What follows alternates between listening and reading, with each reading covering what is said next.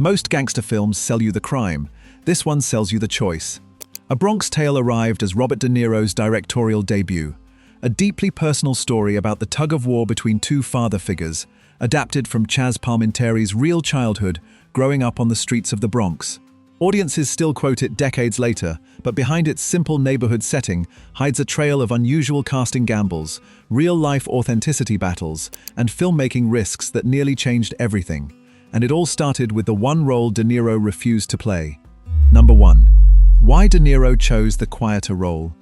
Everyone assumed he would play the charismatic mob boss. After all, Robert De Niro had built a career on exactly those kinds of roles: magnetic, dangerous, unforgettable. But when it came to his directorial debut, he made a choice nobody expected. He stepped behind the camera and cast himself as Lorenzo, the working-class father who drives a bus and preaches honesty to his son. It was a deliberate move that reshaped the entire tone of the film. Instead of glorifying the gangster lifestyle, the movie immediately positioned its moral center on the side of the ordinary man. By choosing the quieter role, De Niro signaled that this story would not follow the typical mob movie playbook. The father, not the wise guy, would carry the emotional weight. There was also a practical side to the decision. Having De Niro attached as both director and star helped secure financing for a project that studios were nervous about. His name gave investors confidence, and his willingness to take the understated role gave the film something far more valuable: a soul. From the very first scene, audiences understood this was not going to be another glorification of street power. It was going to be a conversation about who really deserves a young man's admiration. Number 2. The night a bouncer wrote his way out. Long before Hollywood came calling, Chazz Palminteri was working the door at a nightclub, watching the clock and wondering if his acting career would ever take off. Auditions were going nowhere, and the roles he wanted kept going to other people. So he made a decision that would change everything. He would write his own. Drawing from his childhood in the Bronx, Palminteri crafted a one-man stage show built around the neighborhood characters he grew up with. At the heart of the story was something he witnessed as a young boy, a violent act on his street that left a permanent mark on his memory. That moment became the foundation of the entire narrative, the event that sets a child's loyalty and silence into motion. The performance started small, running in modest theaters, but word spread fast. Critics took notice, audiences connected, and suddenly Palminteri had created something bigger than a stage act. He had written a deeply personal piece that felt universal, a story about fathers, choices, and the streets that shape you. What began as a frustrated actor's last resort became the blueprint for one of the most authentic scripts of the decade. Number 3. The $1 million offer he walked away from. Once the stage show gained traction, Hollywood circled fast. Studios saw the potential immediately, but there was a catch. They wanted the script without the writer attached as the lead. Offers reportedly climbed as high as $1 million for Palminteri to step aside and let a bigger name take over the role of Sonny. For an unknown actor with almost no screen credits, that kind of money was life-changing. Walking away from it seemed almost unthinkable. But Palminteri held firm. He had written Sonny from his own memories, shaped every word from personal experience, and believed no one else could deliver the character with the same honesty. Selling the role meant selling the soul of the story. His refusal sent a clear message to every studio in town. The script and the performance were inseparable. It was a gamble that could have buried the project entirely, since no studio wanted to bet on a face audiences did not recognize. But that stubbornness is exactly what kept the film grounded in truth. Without Palminteri's insistence, Sonny would have become just another Hollywood gangster instead of the complicated, real-world figure that makes the movie unforgettable.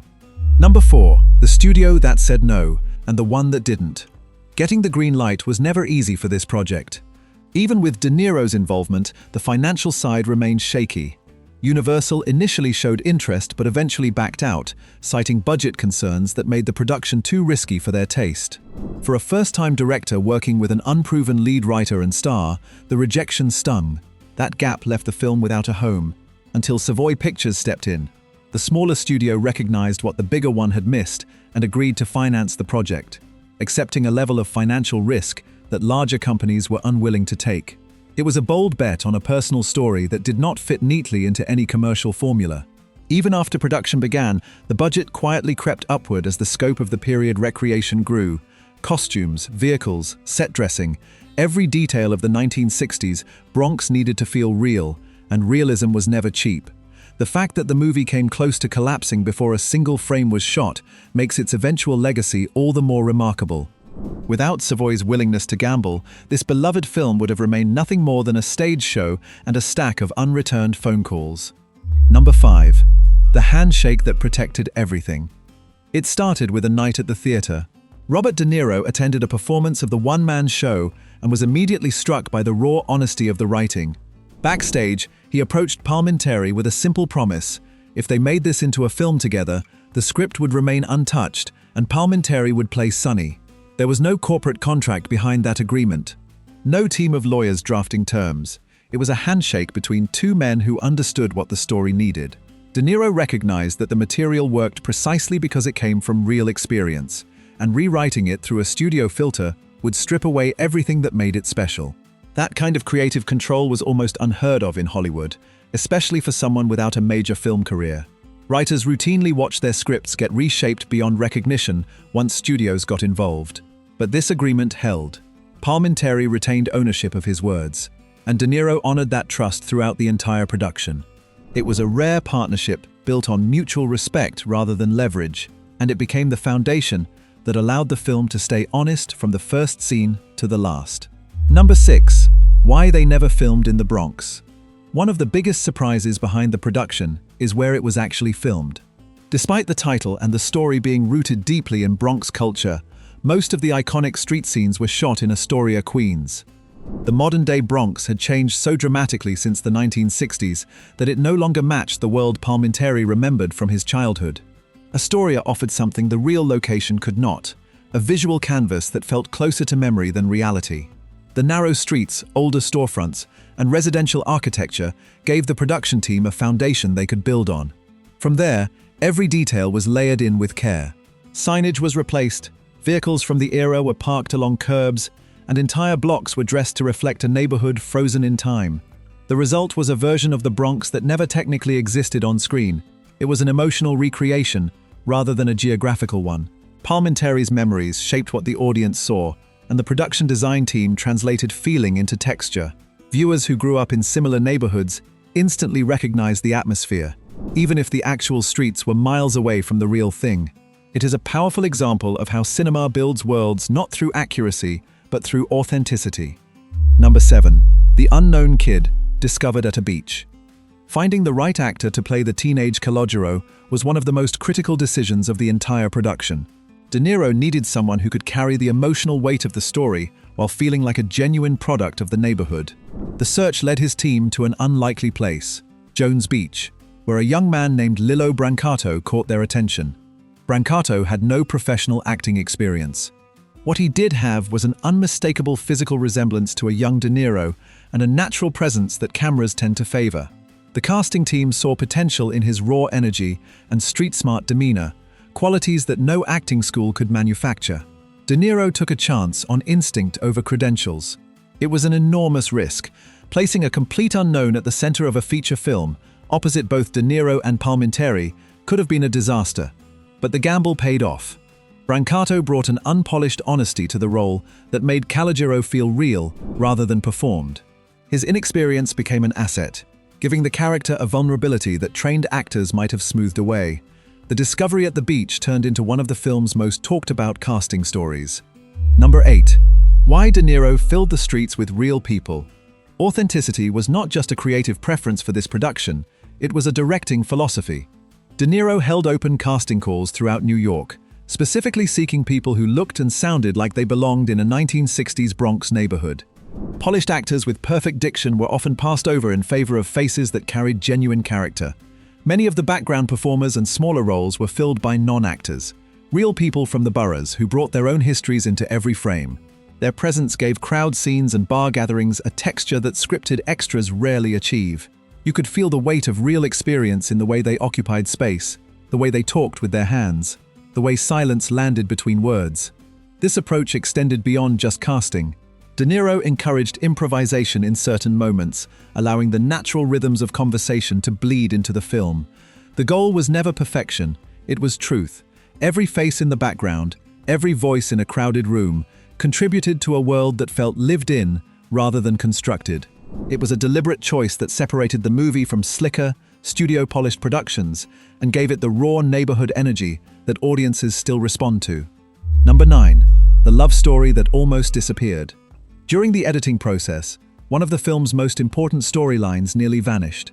The interracial romance between the teenage Calogero and Jane was considered for removal, with concerns that it might distract from the central father-son narrative. Cutting it would have streamlined the plot, but it also would have gutted the movie's deeper message. De Niro fought to keep the subplot intact. He understood that the relationship was not a detour, it was the test. Everything the film builds toward, every lesson about prejudice, loyalty, and thinking for yourself, comes into focus through that romance. Without it, Calogero's journey remains theoretical. With it, the audience watches him put his values on the line in real time, defying the neighborhood code he was raised in. The decision to preserve those scenes gave the movie an emotional dimension that elevates it beyond a standard coming-of-age story. Jane represents a world outside the block, a future that requires courage to pursue. Removing her would have left the film feeling safe and contained, exactly what it was never meant to be. That editorial battle behind the scenes may be one of the most important creative decisions in the entire production, and most viewers never realize how close it came to disappearing. Number 10. How the music carried the whole decade. Music in this film does far more than set the mood. It marks the passage of time and carries emotional weight that dialogue alone cannot. Every song on the soundtrack was deliberately chosen to match a specific year and a specific feeling, turning the score into a kind of invisible narrator, guiding the audience through decades of change. One of the most memorable examples is the use of "I Only Have Eyes for You" by the Flamingos, which plays during a pivotal romantic moment. The song does not simply accompany the scene, it becomes the scene, wrapping the visuals in a warmth that no line of dialogue could replicate. Other tracks were selected with equal precision, each one anchoring viewers in a particular moment of the era. This careful musical architecture meant the soundtrack was never background noise. It functioned as storytelling, reinforcing themes of innocence, longing, and the slow erosion of childhood certainty. The audience may not consciously register every song choice, but they feel it. Each track deepens the emotional current running beneath the surface.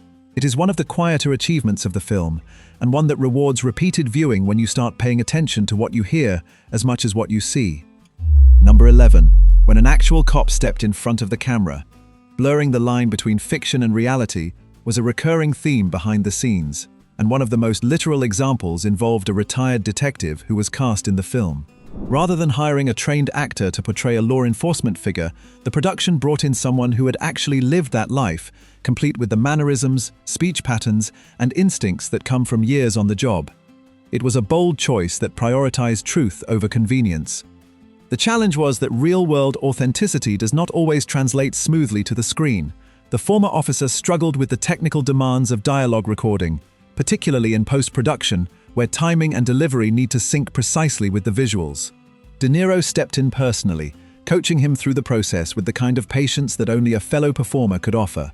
The extra effort paid off in ways a polished actor might not have delivered. There was a weight to the performance that felt earned rather than rehearsed. A stillness and authority that came from experience, not technique. Audiences may never have known the difference, but the texture it added to those scenes contributed to the film's larger commitment to realism. It was one more example of De Niro's willingness to sacrifice convenience for truth, even when it meant spending hours on moments that would last only seconds on screen. Number 12. The single line that took hundreds of takes. Getting the dialogue right was never just about memorizing lines, it was about getting the soul of the language correct. During post-production, one particular line required an extraordinary number of takes to record.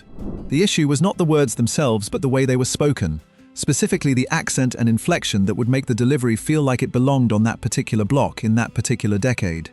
In neighborhoods like the one depicted in the film, tone could change the entire meaning of a sentence. A single word delivered with the wrong emphasis could shift from affectionate to threatening, from respectful to mocking. De Niro understood this instinctively and refused to settle for anything that sounded even slightly off.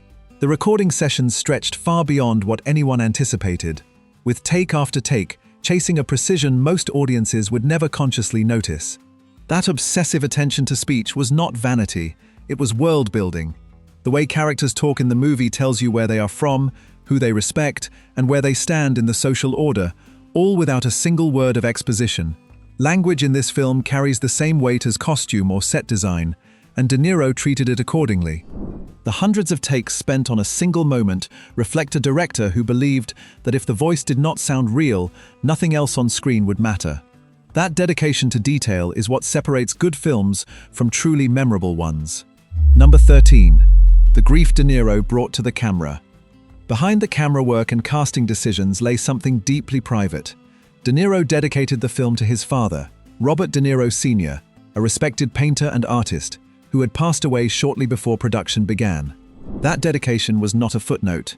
It was the emotional engine driving the entire project forward. The connection between Lorenzo and De Niro's own father is difficult to ignore. Both were men who valued integrity over wealth, who worked honestly and hoped their sons would choose substance over flash. Playing Lorenzo was not just an acting choice, it was a way of honoring the kind of quiet, principled fatherhood that rarely gets celebrated in cinema. Every scene where Lorenzo pleads with Calogero to stay on the right path carries a personal resonance that goes beyond the script. This emotional autobiography gave the film a sincerity that audiences sensed even if they did not know the backstory. De Niro was not simply directing a movie about a father and son, he was processing his own relationship through the lens of someone else's story. That layered personal investment is part of what makes the film feel so genuine. The grief, the pride, the desperate hope that your child will make the right choices. None of it was manufactured. It came from a place that no screenplay could invent on its own, and it echoes in every frame. Number 14. The lost tooth that stopped production. Working with child actors always introduces unpredictable challenges, but one particular incident during production became a behind-the-scenes headache that no one saw coming. The young actor playing the childhood version of Calogero lost a tooth in the middle of filming, a perfectly normal event for a kid his age, but a nightmare for continuity in a period film that demanded visual consistency across every scene. Every scene already shot featured the child with a full set of teeth, and every scene yet to come needed to match. In a movie set across 2 time periods, even the smallest physical change could create visible inconsistencies that sharp-eyed viewers would catch. The production team scrambled to find a solution, working with dental prosthetics and careful camera angles to maintain the illusion of a seamless timeline. What sounds like a minor inconvenience actually caused significant delays and required creative problem-solving from multiple departments. Makeup, cinematography, and scheduling all had to adjust around a gap in a 9-year-old's smile. It is the kind of behind-the-scenes crisis that never makes it into reviews or audience discussions, but it reveals just how fragile the filmmaking process can be. One loose tooth nearly derailed the continuity of an entire character arc, a reminder that even the smallest details demand constant attention on a film set. Number 15. How the soundtrack built a brand new label. The music that shaped the film's emotional landscape ended up creating something entirely new off-screen. The official soundtrack album became the very first release under the Tribeca music label, a venture connected to De Niro's growing business interests in Lower Manhattan. What started as a companion to the movie quietly became the foundation of a brand that would extend well beyond a single release. It was an early example of what the entertainment industry would later embrace on a massive scale: cross-media strategy. The film told a story. The soundtrack extended that story into listeners' homes and cars, and the label turned that extension into a business. Each element fed the other, creating a cycle of visibility that kept the movie in public conversation long after it left theaters. The soundtrack itself resonated with audiences who connected its carefully curated tracks to the emotional beats of the film.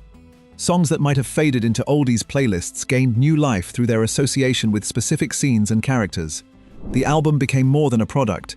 It became a time capsule of the film's atmosphere, something fans could revisit without pressing play on the movie itself.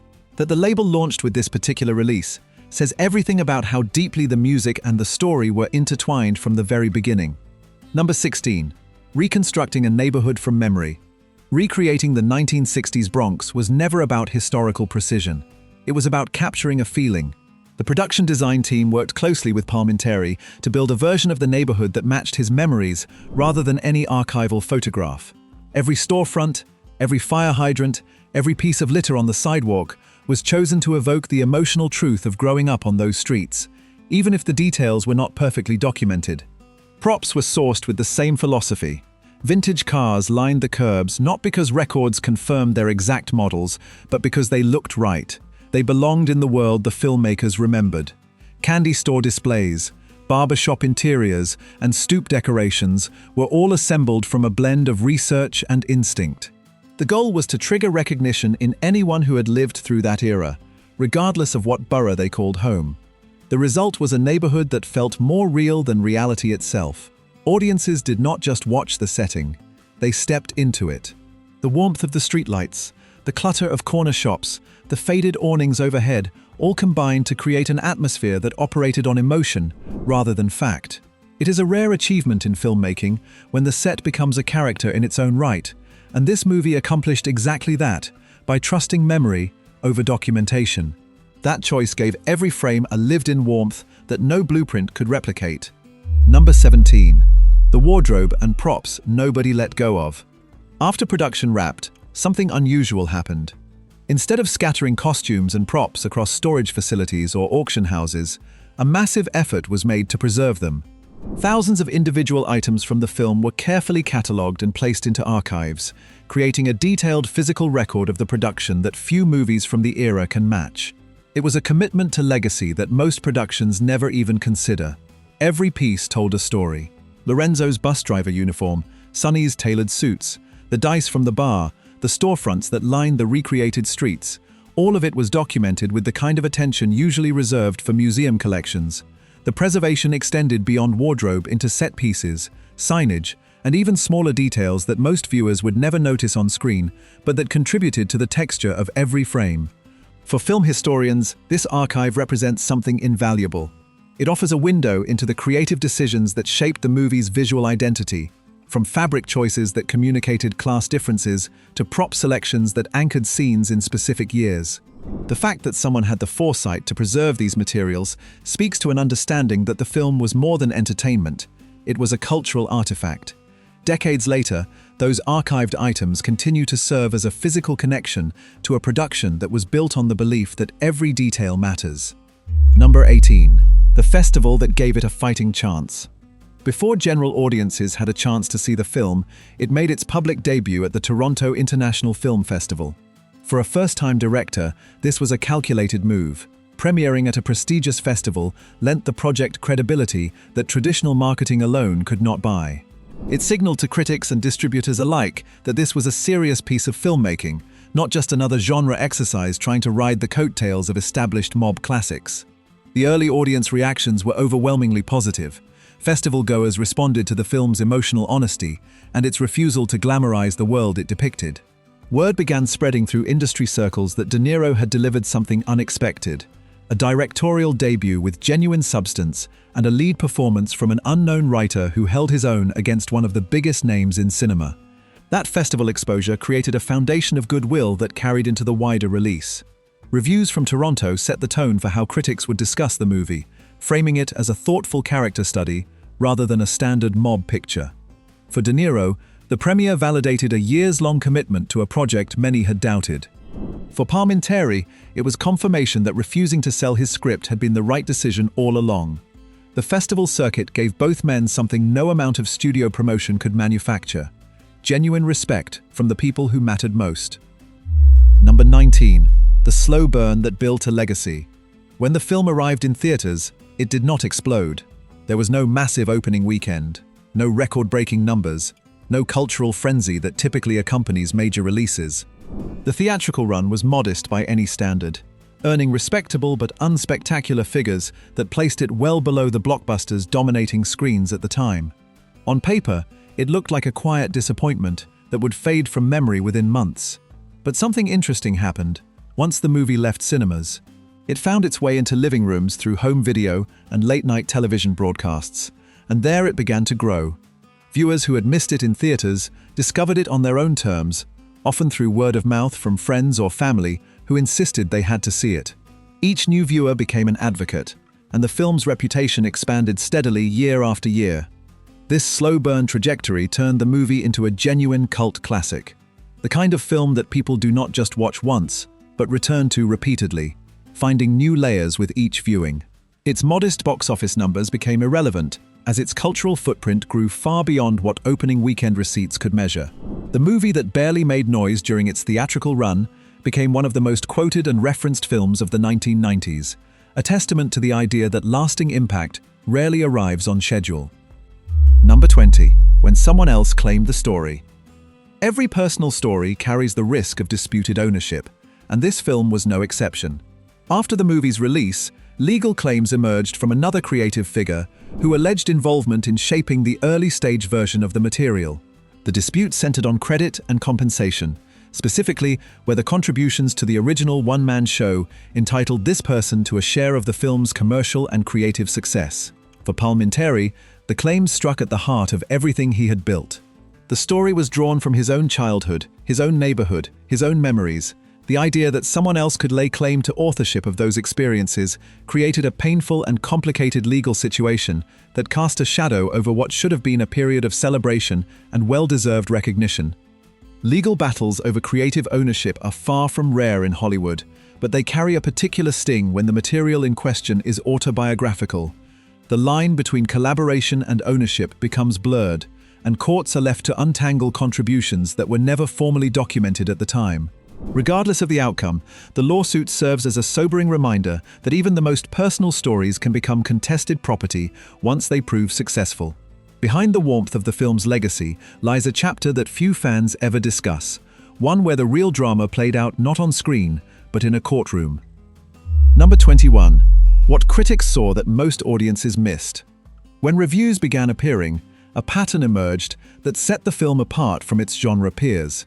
Critics were not writing about car chases, shootouts, or mob power struggles. Instead, they focused on something far less typical: the movie's moral core. Reviewer after reviewer described it as a film about values disguised as a gangster picture, a story where the real tension came not from violence but from a child deciding what kind of man he wanted to become. Praise landed consistently on the emotional sincerity of the performances. Palminteri's Sonny was recognized not as a one-dimensional villain, but as a complicated figure who genuinely cared for Calogero in his own flawed way. De Niro's Lorenzo earned admiration for embodying a kind of fatherhood that Hollywood rarely depicted: unglamorous, consistent, and rooted in principle rather than spectacle. Together, the two performances created a dynamic that critics called one of the most compelling mentor rivalries put on screen. Those early reviews shaped the film's long-term reputation in ways that box office numbers never could. By framing it as a character-driven story about influence and identity, critics gave audiences permission to take it seriously beyond its genre label. That critical perspective is a major reason the movie aged so gracefully. It was never judged solely as a mob film, and so it never had to compete on those terms. The conversation was always about something deeper, and that distinction has kept it relevant for over 3 decades. At the end of the day, A Bronx Tale was never really about the mob. It was about a boy standing between two men who each offered a different blueprint for life, and the courage it took to choose for himself. Every secret behind this film points back to that same idea: the casting, the handshake, the refused $1 million, the fought-for romance. All of it existed to protect a story that was too personal and too honest to let Hollywood reshape into something safe. What Robert De Niro and Chazz Palminteri built together in 1993 remains one of the most authentic pieces of storytelling the genre has ever produced.